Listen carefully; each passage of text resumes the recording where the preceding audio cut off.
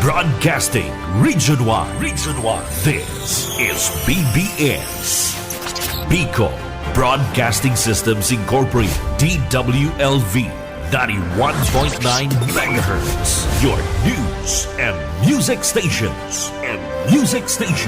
BBS. Basta Bareta. Sigurado.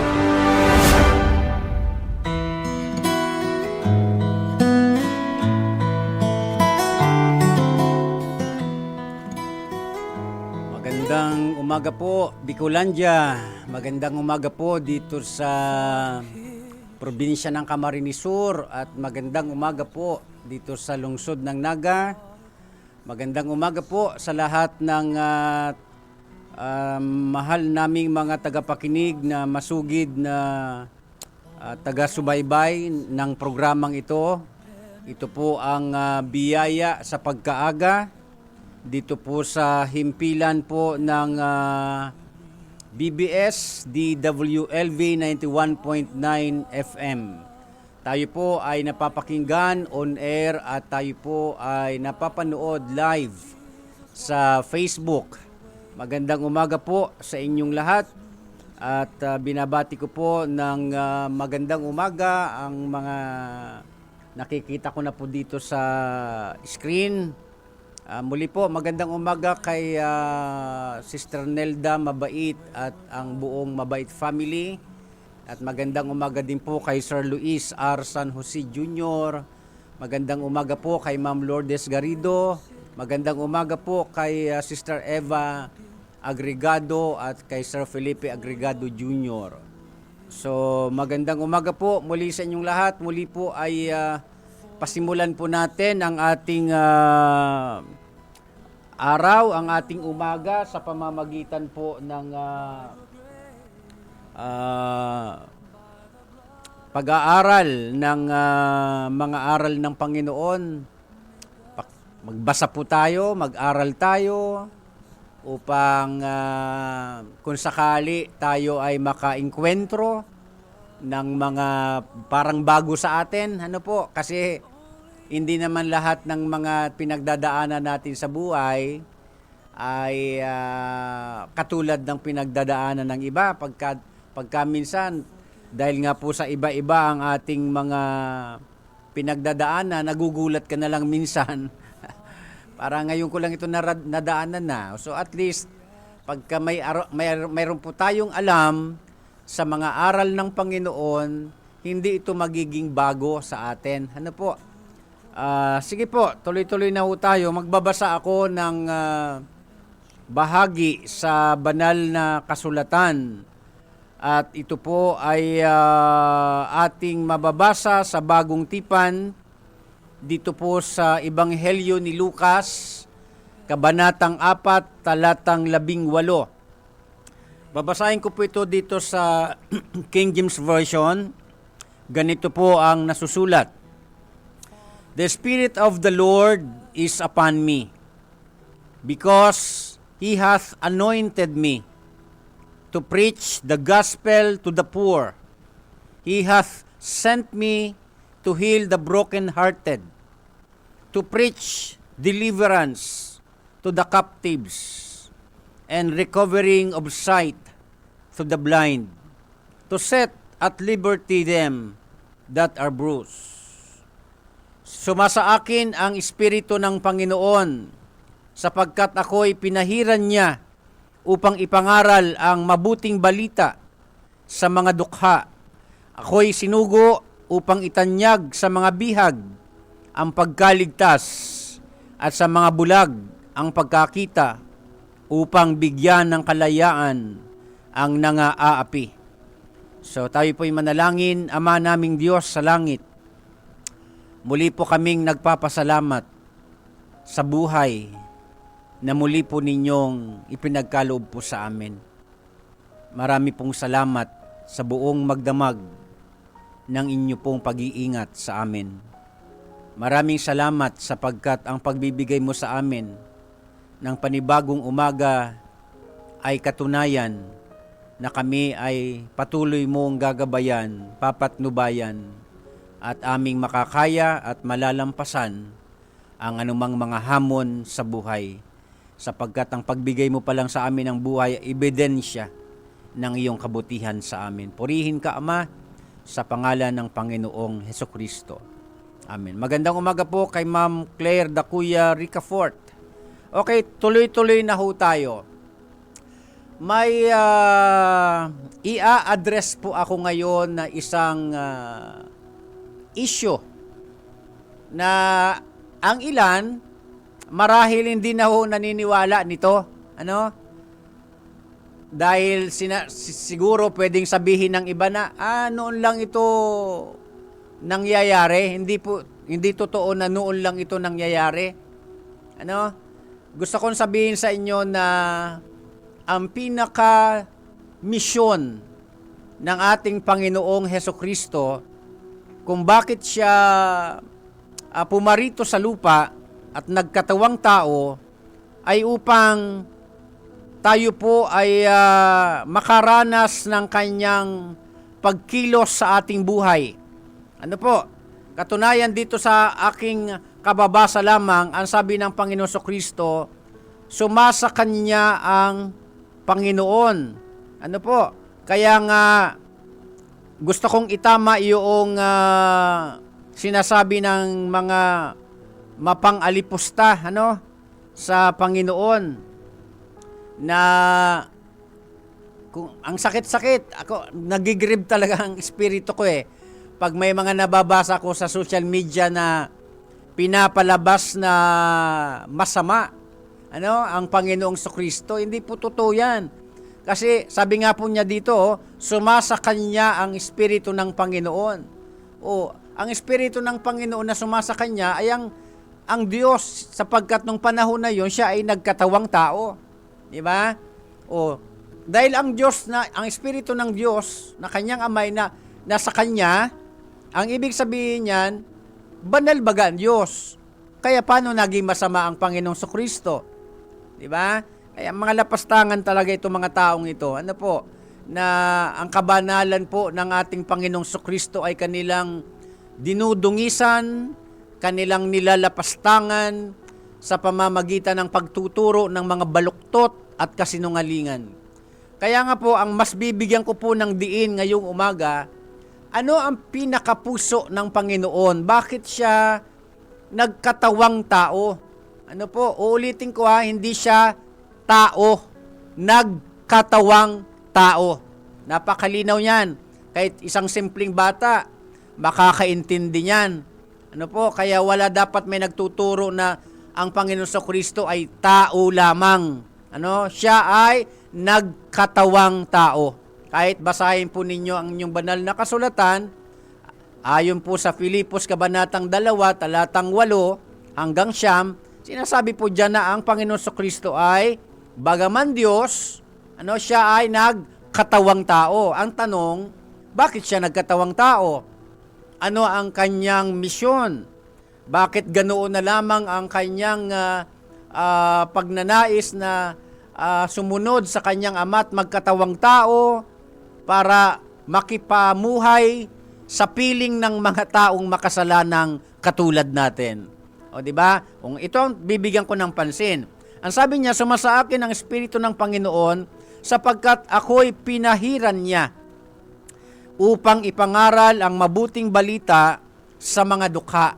Ano po? So, ang unang papel po ng Panginoon, ang kanyang pinakamisyon, kung bakit siya nagkatawang tao, ay upang ipangaral ang kanyang mga banal na salita, ang ebanghelyo ng kaligtasan sa mga dukha.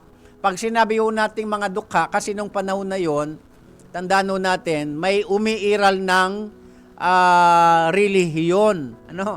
Bago pa nagkatawang tao ang Panginoong Kristo, may relihiyon ng umiiral. Na ang pinatutupad nila ay mga batas na pangrelihiyon. At ayon nga sa Panginoong Kristo, itong batas na pangrelihiyon ang siyang nagpapahirap sa mga tao ng kanyang panahon. Kaya nga, hindi lahat noong araw na pangangaralan ng mga aral talaga ng Panginoon. ang talagang umiiral nung panahon niya, mga batas na pangrelihiyon. No? At ang iba roon ay pinapalabas na batas daw ng Diyos, pero hindi naman. Batas pala ng relihiyon na pinasusunod sa mga tao, at itong mga batas na pangrelihiyon na pinapasunod sa tao sa panahon ng Panginoon Kristo ang labis na nagpapahirap sa kanila. O kaya, ang Panginoon nung magkatawang tao, wala siyang pinipili. Katunayan, ang kanyang pinakapuso ay yung mga taong mga dukha, na sa tingin ng mga taong mayayaman ay walang kwenta sa lipunan nung mga panahon na yon. Pero salamat na lang, ang Panginoon Kristo natin ay isang Diyos na walang pinipili. Talagang tanggap niya ang lahat ng tao, kaya nga kahit makasalanan ang tao, nagkatawang tao siya. Ibig sabihin niyan, wala talaga siyang pinipili. Lahat ng tao, nais niya na makatanggap ng kanyang pag-ibig at makaranas nito. O kaya, yan ang unang misyon niya. Ipangaral ang mabuting balita. Uulitin ko mabuting balita. Kasi noong panahon niya, may umiiral na hindi magandang balita.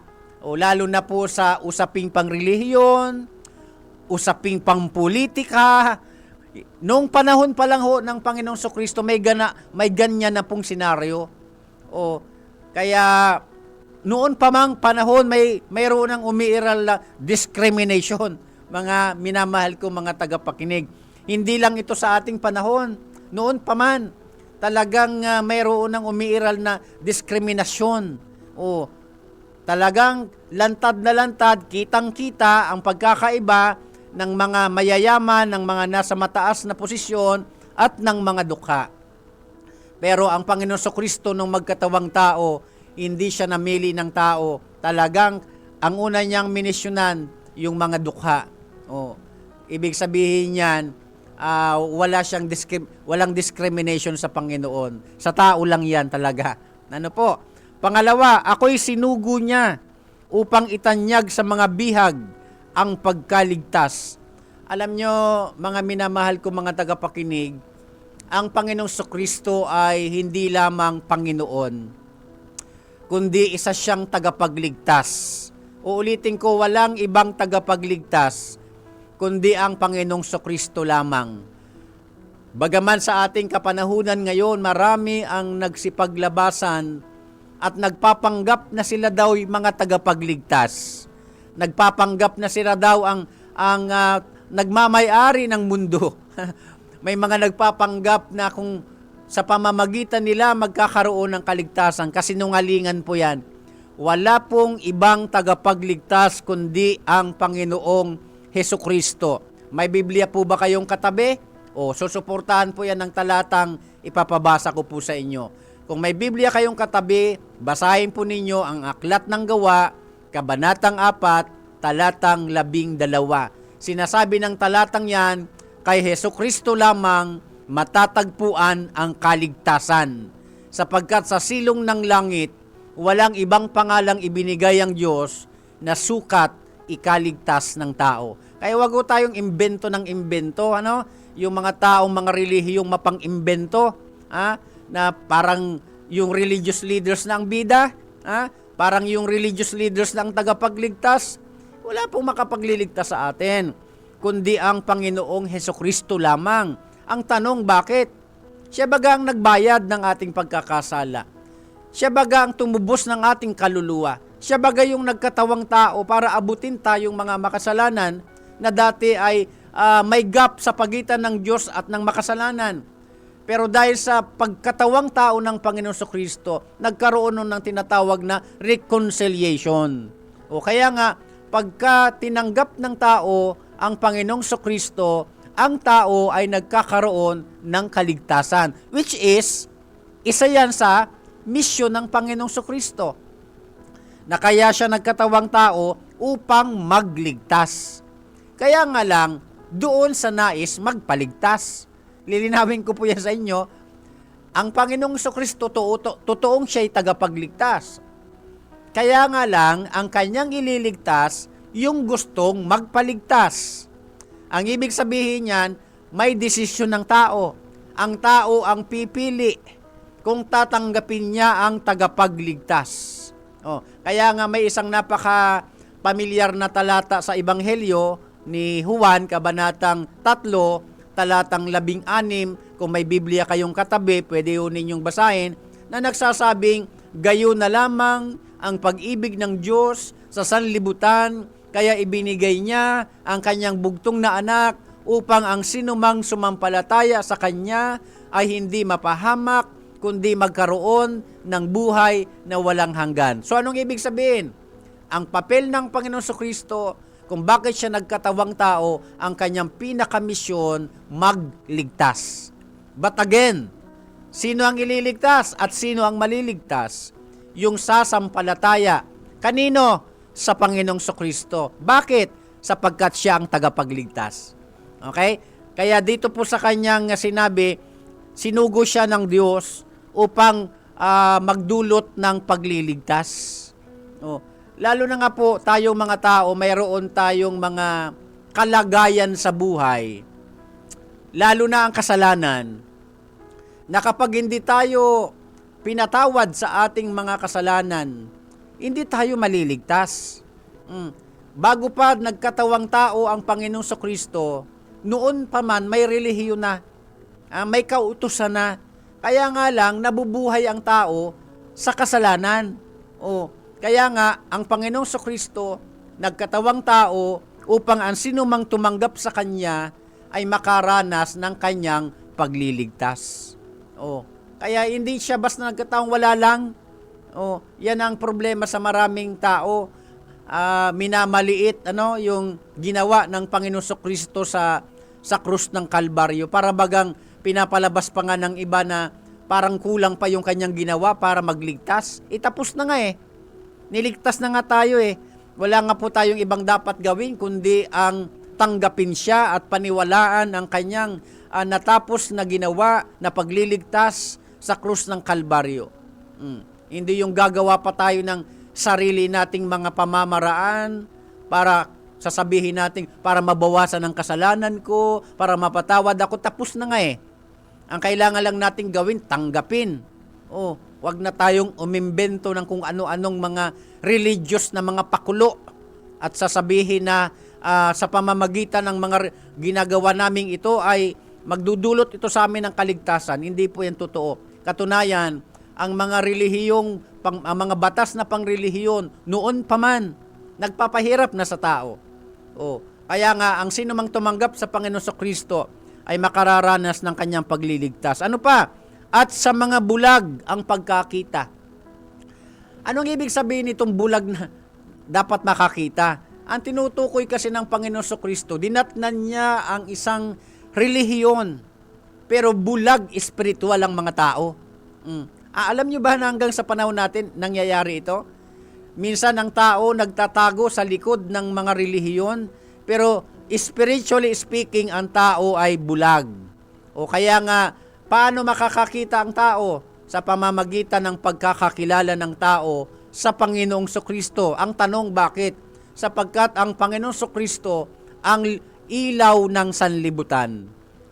Siya ang ilaw ng madilim na mundo, na ang sinumang tumanggap sa Panginoong Kristo ay mabubuksan ng mga espiritual na mata at maliliwanagan sa ebanghelyo ng kaligtasan.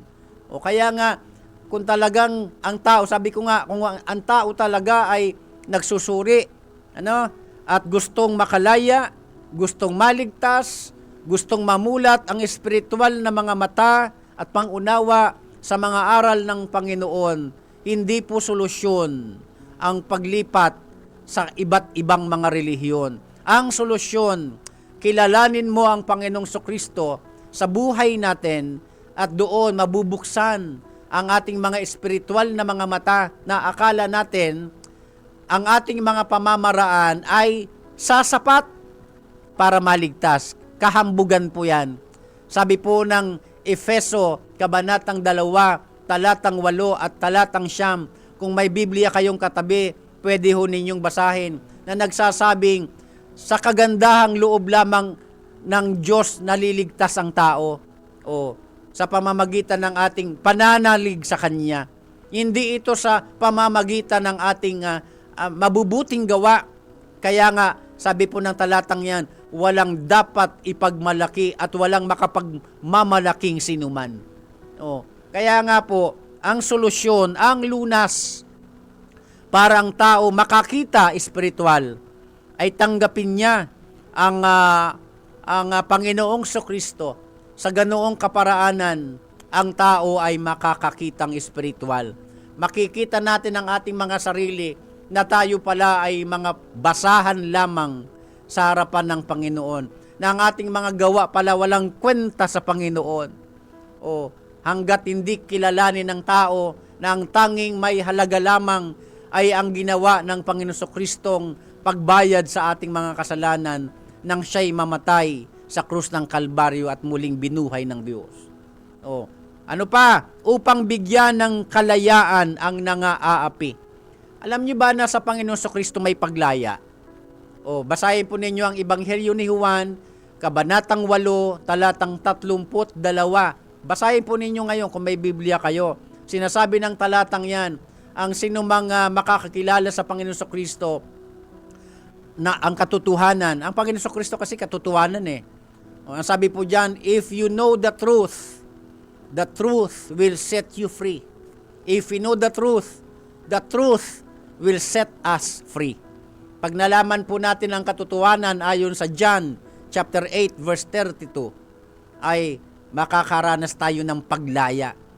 Bago ko ito tapusin, gusto ko pong banggitin itong tatlong bagay.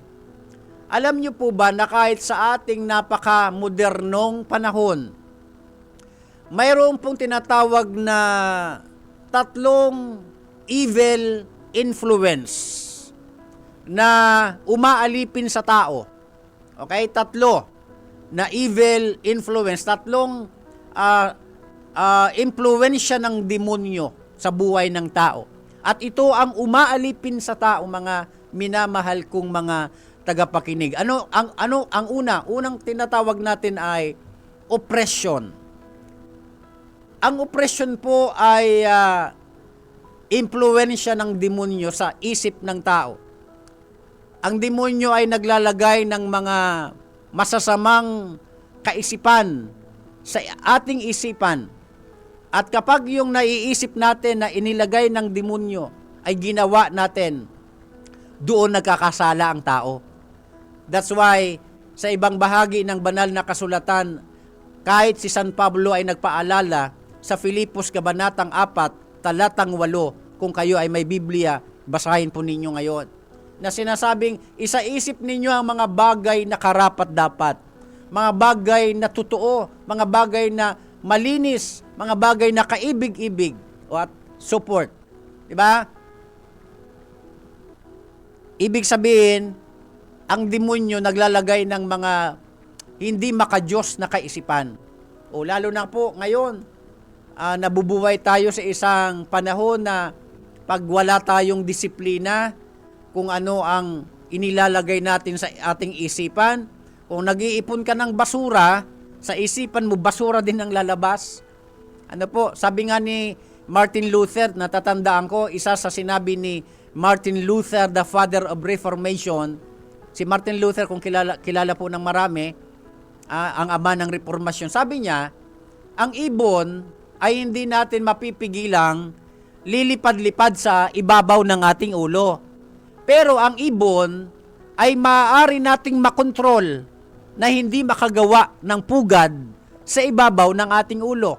Anong ibig sabihin yan? Pwede naman pala na kahit ang demonyo ay may inilalagay na mga masasamang kaisipan, kapag hindi naman natin yung ginawa, hindi naman tayo magkakasala. And besides, kung nagbabasa kayo ng Biblia, basahin po ninyo ang Santiago, Kabanatang 4, talatang 7. Basahin po ninyo ngayon. Anong sabi diyan? Pasakop kayo sa Diyos, labanan ninyo ang dyablo, at lalayuan niya kayo. Ibig sabihin, may authority tayo bilang sumasampalataya sa Diyos na wag pumatol sa opresyon ng demonyo. Pangalawa, yung tinatawag na obsession. Ang obsession po ay pagkahumaling ng sobra-sobra sa mga bagay na hindi makadiyos. pagkahumaling ng sobra-sobra sa mga bagay na makamundo, na dahil sa pagkahumaling mo sa isang bagay, halos ipagpalit mo na ang Diyos sa bagay na yan. O kaya sa taong yan. Ang tawag dyan, mga minamahal kong mga tagapakinig, ay obsession. Okay? Masyado ka nang na-obsess. Marahil sa tao o sa isang bagay. O kaya sa trabaho mo. O, ang tawag dyan, obsession. Ibig sabihin, kontrolado ka na ng mga bagay na labis mong pinakaiibig, labis mong pinahahalagahan, higit pa sa Diyos. Kumbaga, ipinagpapalit mo na talaga ang Diyos. Di bali nang wala kang Diyos sa buhay mo, basta nandyan yung taong yan. Basta nandyan yung bagay na yan. Oh, ang tawag dyan, obsession. At gusto ng Panginoon, makalaya tayo dyan. Kasi, kung nagbabasa kayo ng Biblia, basahin po ninyo ang Mateo Kabanatang 6, talatang 24. Basahin po ninyo ngayon mismo. Sinasabi dyan na walang makapaglilingkod ng sabay sa Panginoon, sa Diyos at sa kayamanan. Ang problema sa ating kapanahunan ngayon, kung mag-o-observe po tayo, kung magiging observant po tayo, masyadong obsessed ang tao. Pangunahin dyan, alam nyo kung ano? Pera. Hindi sinasabing hindi natin kailangan ng pera, pero ibang usapan na pag masyado ka ng obsessed sa pera. Kaya nga dahil sa sobrang pagka-obsessed ng tao sa pera, kahit sa masama at maling paraan, talagang magpupursigi ang taong kumita ng pera at magkaroon ng pera. Di ba rin ang magkasala siya sa Diyos? Kaya baga, sabi ng unang Timoteo, Kabanatang 6, talatang 9, basahin po ninyo mismo ngayon. Ano ang sabi dyan? Dahil sa paghahangad ng marami na maging mayaman, marami ang nasadlak sa paghihirap ng kalooban at nasira ang kanilang pananampalataya, sabi sa pinababaw na Tagalog. Bakit? Masyado nang obsess eh. Obsess na obsess sa pera. Kaya, isa lang yan maraming kinahuhumalingan ng tao. At itong kinahuhumalingan ng tao, ang siyang nagdadala sa kanya at naglalayo sa Diyos at nagdadala sa kapahamakan. Kaya nga sabi po ng unang Juan, Kabanatang 2, talatang 17, basahin po ninyo mismo ngayon, nang umiibig sa mga makasanlibutang bagay ay hindi umiibig sa Ama. Kaya mahalaga na maintindihan na. Pangatlo, yung possession. Ang possession po ay pangatlong evil influence sa buhay ng tao. Ito yung partial na pagkontrol ng demonyo sa isang tao. Partial pa lang yan pero pagka pinayagan mo talaga ang demonyo, tuluyan kang mapoposes. Kaya nga, may mga nadidemon possess. Saan nagsimula? Sa pagka-obsess sa mga bagay-bagay. Na kapag hindi niya yung nakuha, may epektong masama sa buhay ng tao. Kaya nga, kahit nga sa social media, may mga napapabalitang susugal ng kanilang kaluluwa sa demonyo dahil lamang sa kanilang pagka-obsess sa mga bagay na wala namang kakwenta-kwenta dito lang sa lupa, temporal at lilipas din. Imagine, kaya sabi ng Panginoon Kristo, balikan natin ang ating main text, sumasa akin ang Espiritu ng Panginoon sapagkat ako'y pinahiran niya upang ipangaral ang mabuting balita sa mga dukha, ako'y sinugo upang itanyag sa mga bihag ang pagkaligtas at sa mga bulag ang pagkakita upang bigyan ng kalayaan ang nangaapi. So yan ang mission ng Panginoon. Naway sa mga nakikinig ngayon, anuman ang umaalipin sa inyo, anuman ang gumagapo sa inyo, anuman ang kumukontrol sa inyo, na nagiging dahilan para mapalayo ka sa Diyos, lumapit ngayon sa Panginoon. At palalayain ka ng Panginoon. Manalangin po tayo, Ama naming Diyos sa langit. Marami pong salamat sa paalaala ng iyong mga aral ngayong umaga. Pagpalain niyo pong lahat ng nakinig at nanood at sa lahat pa ng magre-replay nito. Ito ang aming dalangin, kalakip ng aming papuri sa iyo, sa pangalan ng Panginoong Kristo. Muli po ako po ang inyong lingkod, Pastor Luis Bulaños, at nakasama natin sa technical, si Sir Stephen Fabis. Magandang umaga po sa inyong lahat. Pagpalain kayo ng Panginoong Diyos.